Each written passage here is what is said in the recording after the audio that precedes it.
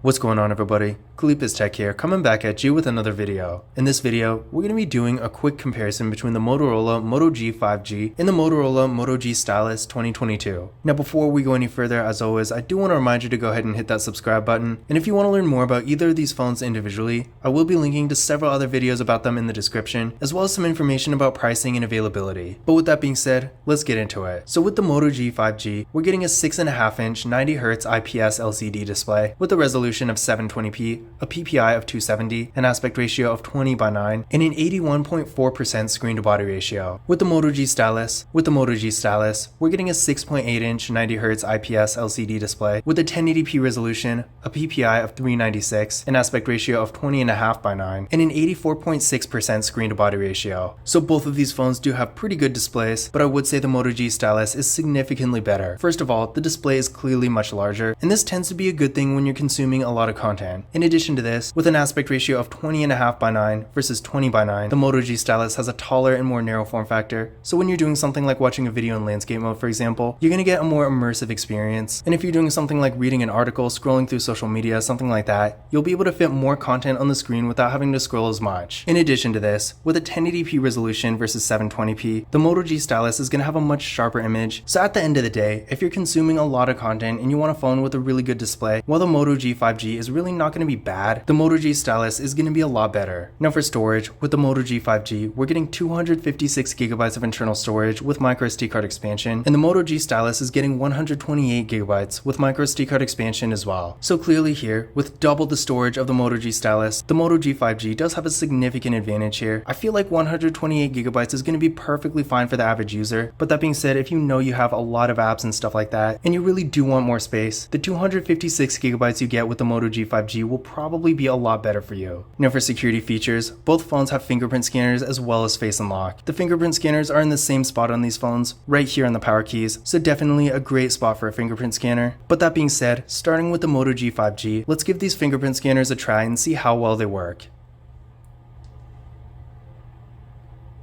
There we go, one more time. And there we go. Moving on to the Moto G Stylus.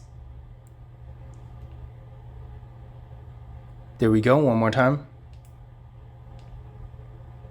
And there we go. So as you can see there, both fingerprint scanners did work real well, real fast and responsive, no complaints whatsoever. And again, remember, both phones do have face unlock too, so if you want to use that instead, you always can. Now taking a look at the camera setups here, with the Moto G 5G, we got a nice looking hole punch design for the front facing camera, and this camera is 13 megapixels. Then on the back, we got a triple camera setup with a 50 megapixel main camera, a 2 megapixel macro camera, and a 2 megapixel depth sensing camera. For video, this phone has a max recording quality of 1080p in both the rear and front cameras, so nothing really out of the ordinary there. With the Moto G Stylus, we got pretty much the same design for the front-facing camera, and this camera is 16 megapixels. Then on the back, we got a triple camera setup with a 50 megapixel main camera, an 8 megapixel ultra wide camera that also doubles as a macro camera, and a 2 megapixel depth sensing camera. So in general, both of these phones do have pretty good camera setups, but the Moto G Stylus is going to be significantly better. First of all, as far as features go, this phone does have an ultra wide camera, while the Moto G 5G only has a macro camera. So if you do want to take those wider angle photos, definitely keep this in mind. And as far as quality goes, while the Moto G 5G is still good, the Moto G Stylus is going to be significantly better. So if you're taking a lot of photos and you want to get the best quality between the two, then again, the Stylus is going to be the way to go. For video with the Moto G Stylus, unfortunately this phone can only record in 1080p, and this is a little bit of a disappointment because the Moto G Stylus 2021 could actually record in 4K in the rear camera, but for whatever reason Motorola took that feature away, so that's really too bad. But in general, while neither phone really records amazing videos in my opinion, they're also not really bad either. So if you're just recording videos for more casual purposes, then you'll be fine with either phone. But if you're doing something like vlogging, YouTube, or maybe just some sort of video you actually care about, in any situation where the video quality is really important to you, I would recommend looking into a higher end device. Now, as far as RAM and processor go, with the Moto G 5G, we're getting 6GB of RAM with the MediaTek Dimensity 700 processor. With the Moto G Stylus, we're getting 6GB of RAM as well with the MediaTek Helio G88 processor. Now, one thing to keep in mind here is that with the Moto G 5G, as the name suggests, this is a 5G phone, whereas the Moto G Stylus is not. Now that being said, keep in mind there is a Moto G Stylus 5G, but this phone is not it. This is the 4G variant of the Moto G Stylus. So if you want 5G connectivity, the Moto G 5G will be the way to go. But if you don't really care about 5G connectivity, which I know not everybody does, then of course the Moto G Stylus will still be perfectly fine. Now I did run Geekbench 5 benchmark tests on both of these phones, and with the Moto G 5G, we're getting a single core score of 545 and a multi-core score of 1684. With the Moto G Stylus, we're getting a single core score of 368 and a multi-core score of 1304. So clearly between the two, the Moto G 5G will have a significant performance advantage, but keep in mind the Moto G Stylus is not a slow phone by any means, and for more basic activities like web browsing, social media, and stuff like that, it is going to be perfectly fine. But if you're doing higher end activities like mobile gaming, for example, or you're just going to be on your phone a lot, then the Moto G 5G will have an advantage. Now these phones have pretty much the exact same battery configuration with 5000 mAh batteries that support 10-watt fast charging, so no difference between the two. But keep in mind, these phones are going to get great battery life and longevity, and despite only supporting 10-watt fast charging, in my experience, both of them do charge up really fast, so you're not going to have an issue there either. So if you're looking for a phone with a good battery, either of these phones will be a great choice. As far as other features go, unfortunately neither of these phones have NFC, so if you like to make contactless mobile payments using tap and pay, you're not going to be able to do that with either of them. But with the Moto G Stylus, as the name suggests, this phone does actually have a stylus, whereas the Moto G 5G doesn't. Now as far as how good this stylus is, it's not the best stylus in the world, and it's not going to be anywhere near as good as something like a Samsung Galaxy S22 Ultra for example, but you probably already knew that. I will say though, compared to previous models of this phone, the stylus actually is pretty decent and it is pretty responsive too. So if you want to do more basic activities like taking handwritten notes and stuff like that, it will get the job done, and compared to the few other mid-range phones that have styluses, like the TCL Stylus 5G for example, I do think the styluses on the Moto G Stylus and the Moto G Stylus 5G are a lot better than that.